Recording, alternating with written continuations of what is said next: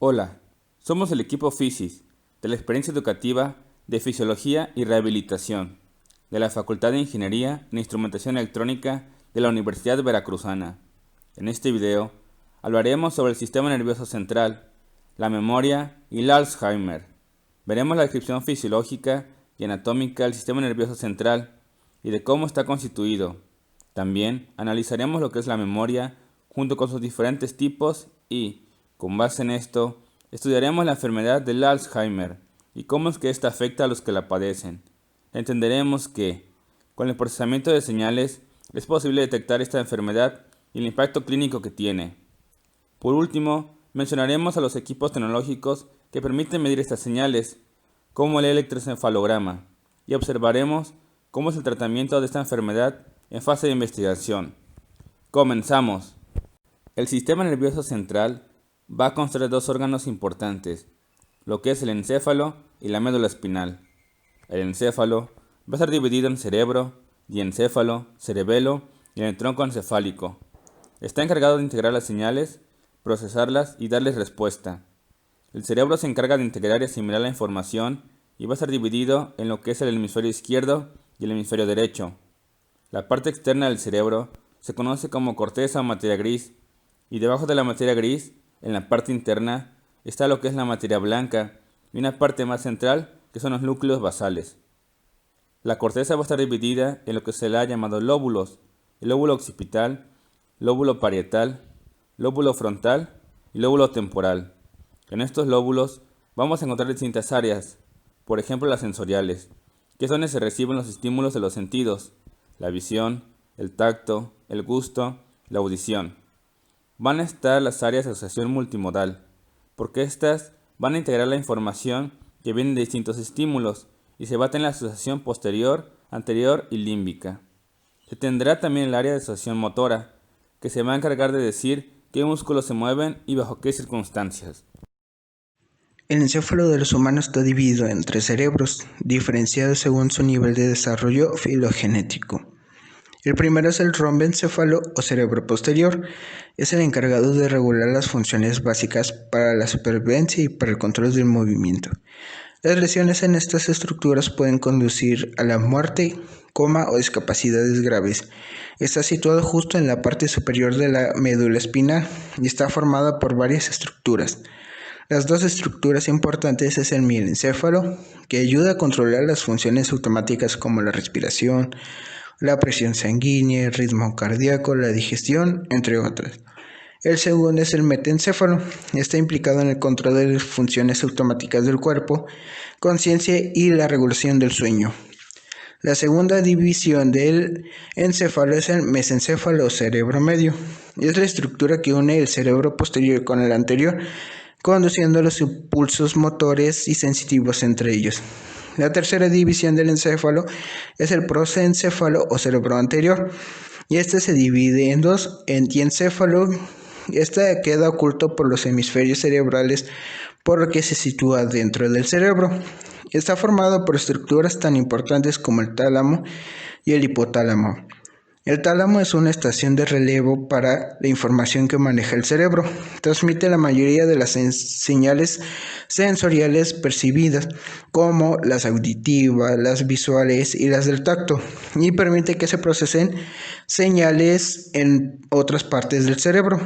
El hipotálamo, en cambio, es una glándula situada en la zona central de la base del cerebro.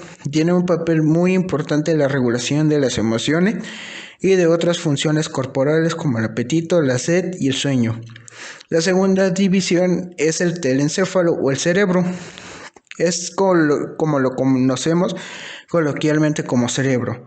Abarca toda la corteza cerebral, la capa rugosa de materia gris con surcos y pliegues que cubren gran parte de las estructuras, los ganglios basales, el hipocampo.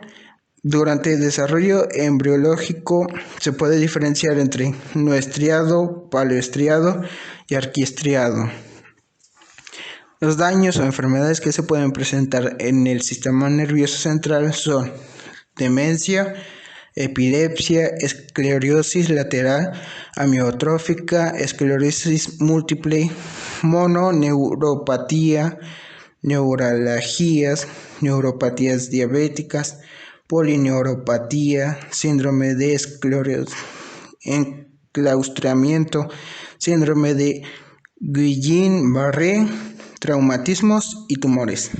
La memoria es una función del cerebro que permite al organismo codificar, almacenar y recuperar la información del pasado. Permite retener experiencias pasadas y, según el alcance temporal, se clasifica convencionalmente en memoria a corto plazo, memoria a mediano plazo y memoria a largo plazo. El hipocampo es una estructura del cerebro relacionada con la memoria y aprendizaje. El cerebro humano de un individuo adulto estándar contiene unos 100 millones de neuronas y unos 100 millones de interconexiones, sinapsis entre estas. Aunque no se sabe la capacidad del cerebro, las estimaciones varían entre 1 y 10 terabytes. Fases: codificación o registro. Transformación de la información sensorial en elementos reconocibles y manipulables por la memoria mediante códigos verbales, palabras, números, letras y códigos visuales, imágenes y figuras. Almacenamiento. Retención de la información con el fin de conservarla y recuperarla cuando sea necesario. Recuperación, recordar o recolección. Localización y reactualización de la información almacenada. Esto es a lo que llamamos recordar, es decir, evocar y reconocer la información adquirida y almacenada en la memoria. La recuperación significa traer a la conciencia la información. Memoria sensorial. Se denomina memoria sensorial a la capacidad de registrar las sensaciones percibidas a través de los sentidos. Constituye la fase inicial del desarrollo del proceso de la atención. Esta memoria tiene una gran capacidad para procesar gran cantidad de información a la vez, aunque durante un tiempo muy breve. Los almacenes más estudiados han sido los de los sentidos de la vista y el oído.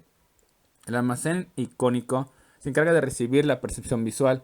Se considera un depósito de gran capacidad, en el cual la información almacenada es una representación isomórfica, con la misma estructura, de la realidad de carácter puramente físico y no categórico, aunque no se ha reconocido el objeto. El almacén ecoico, por su parte, mantiene almacenados los estímulos auditivos hasta que el receptor haya recibido la suficiente información para poder procesarla definitivamente en la memoria operativa. Memoria a corto plazo. Es el sistema donde el individuo maneja la información a partir de la cual está interactuando con el ambiente. Aunque esta información es más duradera que la almacenada en las memorias sensoriales, está limitada aproximadamente a 7 elementos con 2 de varianza durante 30 segundos, expande memoria si no se repasa. Esta limitación de capacidad se pone de manifiesto en los efectos de primicia y ultimidad. Por ejemplo, cuando a un grupo de personas se les presenta una lista de elementos, palabras, dibujos, acciones, etc., para que sean memorizados, al cabo de un breve lapso, recuerdan con mayor facilidad aquellos ítems que se presentaron al principio, primicia, o los que se presentaron al final, resencia o ultimidad de la lista, pero no los intermedios. Subsistemas. La memoria operativa o memoria de trabajo está formada por varios subsistemas, a saber, un sistema supervisor, el ejecutivo central y 2 almacenes secundarios especializados en la información verbal, el lazo articulatorio y visual o espacial, la agenda visoespacial. El sistema neuronal ejecutivo central coordina los recursos del sistema y los distribuye por diferentes almacenes, denominados esclavos, según la función que se pretenda llevar a cabo. El lazo articulatorio o bucle fonológico, por su parte, se encarga del almacenamiento pasivo y mantenimiento activo de información verbal hablada. La agenda visoespacial es el almacén del sistema que trabaja con elementos de carácter visual o espacial. Memoria a largo plazo. Es un almacén al que se hace referencia cuando comúnmente hablamos de memoria en general. Es en donde se almacenan los recuerdos vividos, nuestro conocimiento acerca del mundo, imágenes, conceptos, estrategias de actuación, etc. Dispone de capacidad desconocida y contiene información de distinta naturaleza. Se considera la base de datos en la que se inserta la información a través de la memoria operativa para usarla posteriormente. Clasificación por tipo de información. En memoria declarativa y memoria no declarativa. La memoria declarativa es aquella en la que se almacena información sobre hechos, mientras que la memoria no declarativa nos sirve para almacenar información basados en procedimientos y estrategias que permiten interactuar con el medio ambiente, pero cuya puesta en marcha tiene lugar de manera inconsciente o automática, resultando prácticamente imposible su verbalización. Aquí vemos un cuadro de la taxonomía de la memoria. Vemos que se divide en memoria declarativa explícita, y memoria procedimental no declarativa y no explícita. Memoria no declarativa implícita. La memoria no declarativa puede considerarse un sistema de ejecución praxia implicado en el aprendizaje de distintos tipos de habilidades. Conoce también como memoria procedimental, que no están representados como información explícita sobre el mundo. El aprendizaje de estas habilidades se adquiere de forma gradual, principalmente a través de la ejecución y la retroalimentación que se obtenga. Sin embargo, pueden influir las instrucciones, sistema declarativo o la imitación, mimetismo. Memoria declarativa explícita. La memoria declarativa contiene información referida al conocimiento sobre el mundo y sobre las experiencias vividas por cada persona. Memoria episódica. Un ejemplo de la misma es el día de Año Nuevo, que recordamos y para todos es diferente. También contiene información referida al conocimiento general, sobre todo respecto a los conceptos extrapolados de situaciones vividas. Memoria semántica.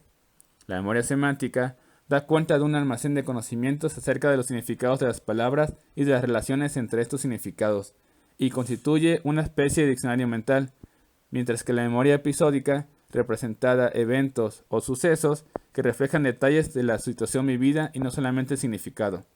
La memoria episódica está sujeta a parámetros espaciotemporales, esto es, los eventos que se recuerden representan los momentos y lugares en que se representaron. La memoria fotográfica es la capacidad de un individuo de recordar hechos incluso pasados muchos años, con una precisión increíble. Este tipo de memoria suele ser muy común en personas con el síndrome de Asperger. Según el psicólogo argentino Federico González, la memoria inmanente consciente se define como una proyección de la memoria de largo plazo episódica sobre la conciencia, realizada momento a momento. La tesis de la memoria inmanente consciente sostiene que un fragmento compactado de información proveniente del sistema episódico de memoria a largo plazo se encuentra proyectado sobre la conciencia a modo de una macrohuella anémica. En tal sentido, la conciencia resulta una síntesis que amalgama simultáneamente la memoria con la experiencia presente. En síntesis, la memoria inmanente consciente es una subestructura de la mente que comprende un conjunto de experiencias pasadas que se reflejan o incrustan sobre la conciencia. Esta tesis ha sido aplicada para explicar algunos fenómenos de la vida mental, tales como son aspectos del tiempo subjetivo, como la duración y la dimensionabilidad de la antigüedad, noción de identidad personal, naturaleza de las retenciones y orientación generalizada en la realidad espaciotemporal. Esta teoría sostiene la hipótesis de un mecanismo de autoguardado permanente que permitiría almacenar síntesis de experiencias episódicas sin que se busque deliberadamente hacerlo. Los recuerdos son imágenes del pasado que se archivan en la memoria. Sirven para traer al presente algo o alguien. Se definen también como una producción de algo anteriormente aprendido o vivido, por lo que están vinculados directamente con la experiencia. Las conexiones neuronales de la corteza son estimuladas por la información y se fortalecen y vinculan al contexto emocional en que se formaron. Una vez codificadas, reside en la región de la corteza en la que la información fue percibida y procesada. Cuando sea necesario o suscitado por la emoción, esa memoria se activa para utilizarse como memoria de trabajo. La amnesia es la ausencia de recuerdos en un periodo determinado de la vida. El sujeto suele estar consciente de que son recuerdos que existieron, pero jamás totales. La amnesia se divide en amnesia parcial o amnesia total. En la amnesia parcial se afectan los recuerdos de un campo reducido de memoria visual, auditiva o verbal. Puede estar presente en trastornos orgánicos del cerebro, lesiones de la corteza cerebral, deficiencia circulatoria, intoxicaciones o en trastornos psicogénicos. Por otro lado, la amnesia total es la que se vuelve extensiva a todos los elementos y formas de conocimiento que corresponde a un lapso determinado de la vida del sujeto. Esta se divide en anterogénea, que es la incapacidad de evocar hechos recientes, pero sí se logran recuerdos antiguos. La amnesia retrógrada, que es la dificultad para evocar el recuerdo de vivencias conservadas del pasado y que en otras oportunidades se han podido recuperar. O la amnesia global, que es la que afecta simultáneamente la fijación de eventos presentes y la evocación de recuerdos pasados. Otra de la patología es la hipopnesia. En esta, la disminución de la capacidad de la memoria debido a una dificultad tanto en la fijación como en la evocación se observa en personas psiquiátricamente sanas con preocupaciones profundas que aceptarán la atención. así como en pacientes con neurosis. A su vez, la hipermnesia es el aumento o hiperactividad de la memoria, frecuentemente en pacientes maníacos o delirantes, y se presenta también en sujetos con entrenamiento especial de la memoria. La disnesia es una alteración cuantitativa que traduce siempre en una disminución de la memoria, imposibilita evocar un recuerdo en un momento dado y evocar otros en forma borrosa o poco nítida. En cuanto a las alteraciones cualitativas, se han agrupado bajo la denominación de parapnesia, es decir, los falsos reconocimientos o recuerdos inexactos que no se ajustan a la realidad.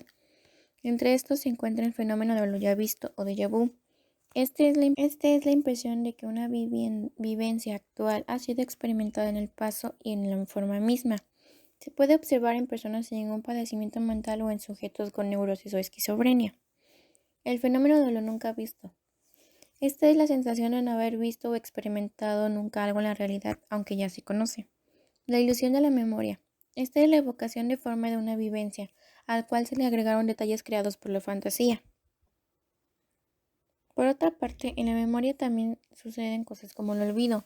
El olvidar es algo normal e incluso necesario, pues nos evita acumular un exceso de datos inútiles.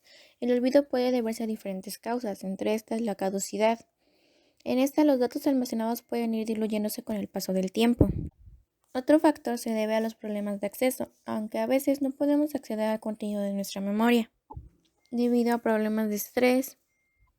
Otra de las causas de la eliminación, en esta se aparece en el caso de informaciones dolorosas, frustrantes y molestas, y cuando se han vivido situaciones extremas o traumáticas. Alzheimer. Cada 4 segundos, a una persona se le diagnostica la enfermedad de Alzheimer. Es la causa más común de demencia, ya que afecta a más de 40 millones de personas en todo el mundo, y los investigadores aún no le han encontrado cura.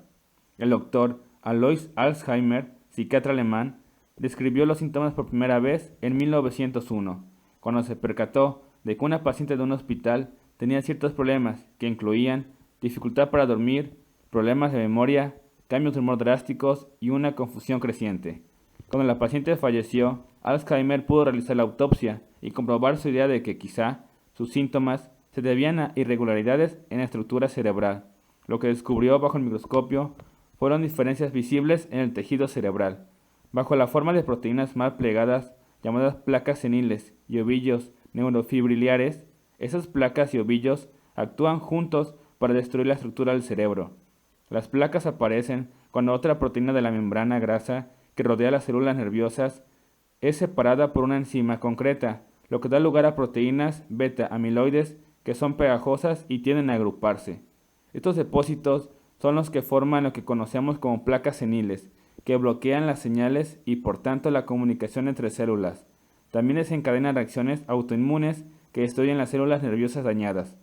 En el mal de Alzheimer, los ovillos neurofibriliares se forman a partir de una proteína conocida como tau. Las neuronas del cerebro están formadas por una red de ramificaciones que actúan como una autopista para las moléculas de los alimentos, entre otras cosas.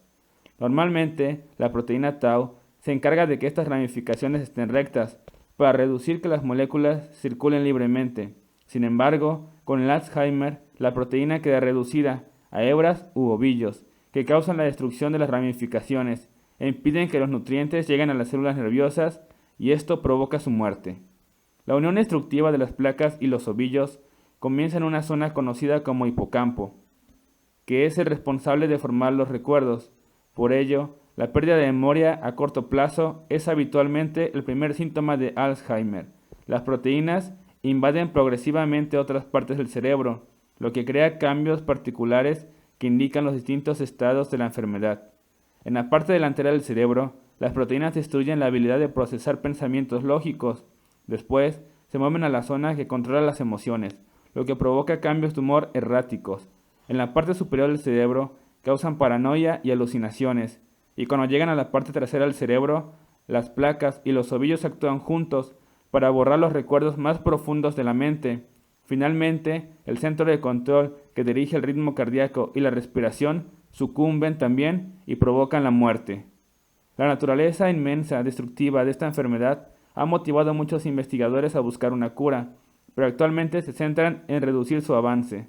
Un tratamiento temporal ayuda a reducir la destrucción de acetilcolina, un importante neurotransmisor del cerebro, que disminuye a los pacientes de Alzheimer debido a la muerte de las células nerviosas que la producen. Otra posible solución es una vacuna, que enseña al sistema inmunológico a atacar a las placas beta-amiloide antes de que formen depósito. Sin embargo, aún tenemos que encontrar una cura real.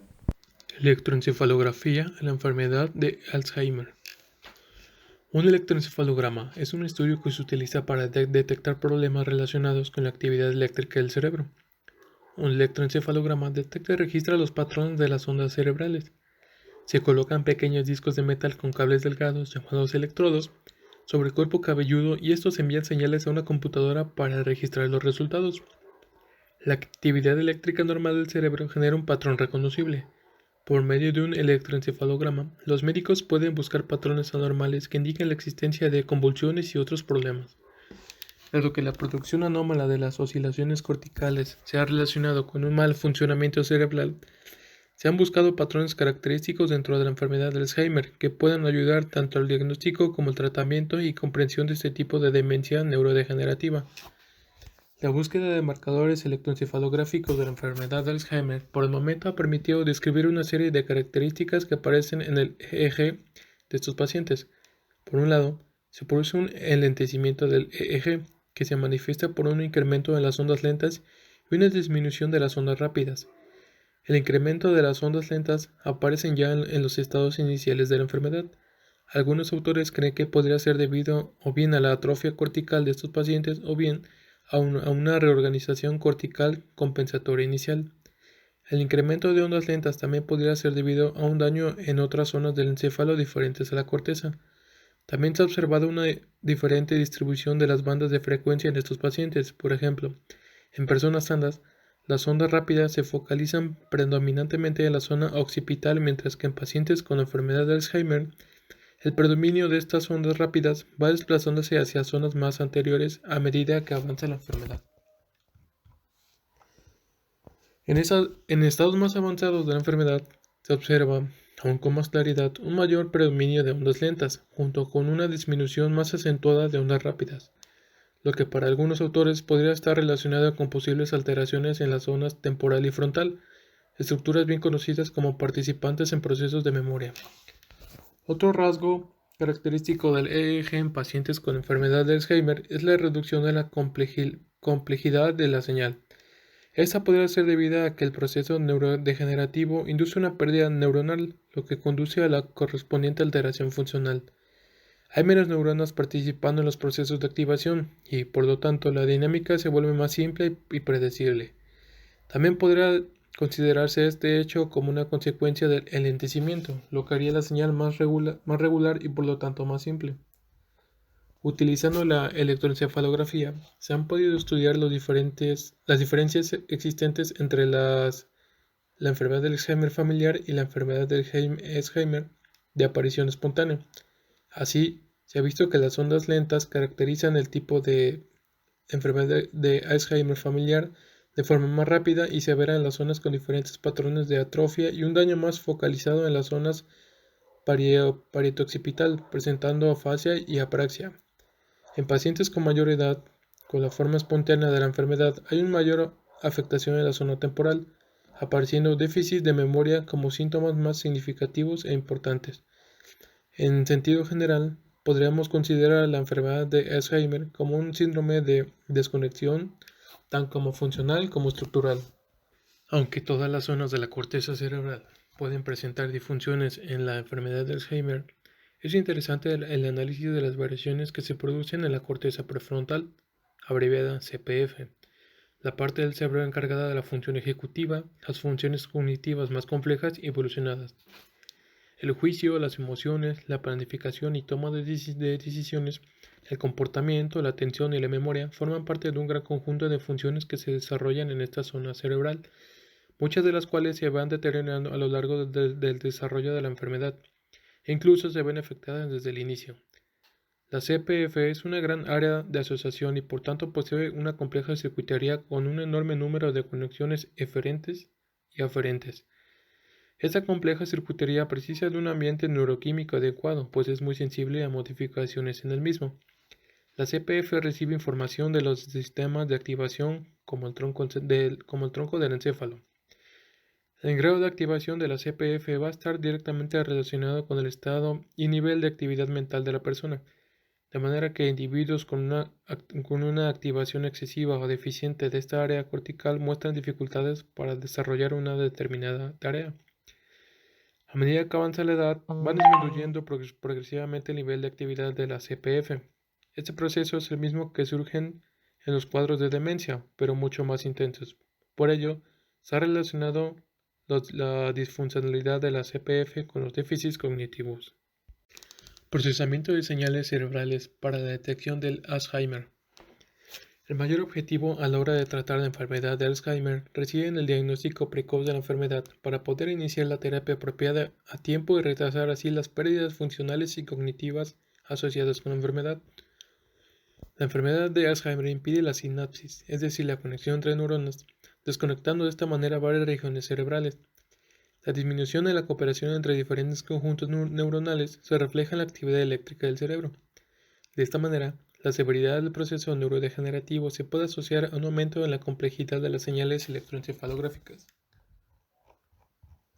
El primer paso, por lo tanto, es capturar la actividad cerebral mediante un EEG.